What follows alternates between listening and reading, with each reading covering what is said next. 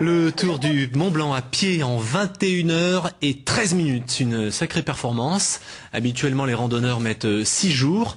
C'est le temps en tout cas du vainqueur de la 3e édition de l'Ultra Trail.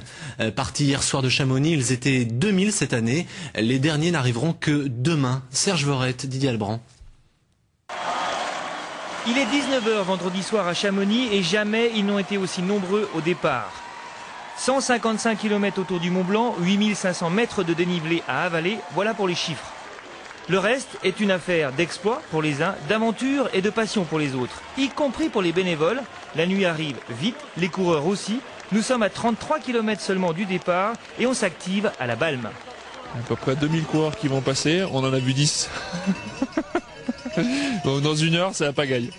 Ils arrivent tous en même temps, ils ont tous soif, faim, ils veulent tous faire tous en même temps. C'est la pagaille.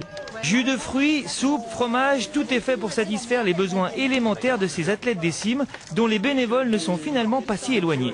Je les envie depuis maintenant, ça fait la 3e édition, que je les envie et l'année prochaine, je suis sur le chemin pour moi-même me laisser guider par les étoiles.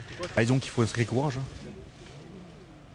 Rien que faire moi j'ai fait une course, mais une petite à la journée, et ce qu'ils font là, il faut être comme ça Armstrong pour.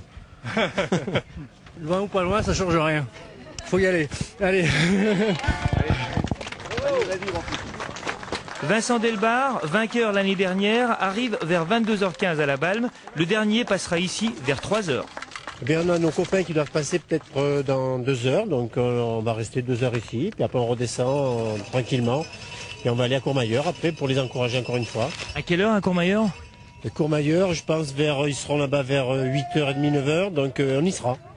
Petit matin, côté italien. Nous sommes à mi-course, les premiers sont déjà loin et le centre sportif ne désemplit pas. Il y a 2 ans, la moitié des coureurs avaient déjà abandonné à ce stade. Cette année, chacun prend ses précautions pour aller au bout.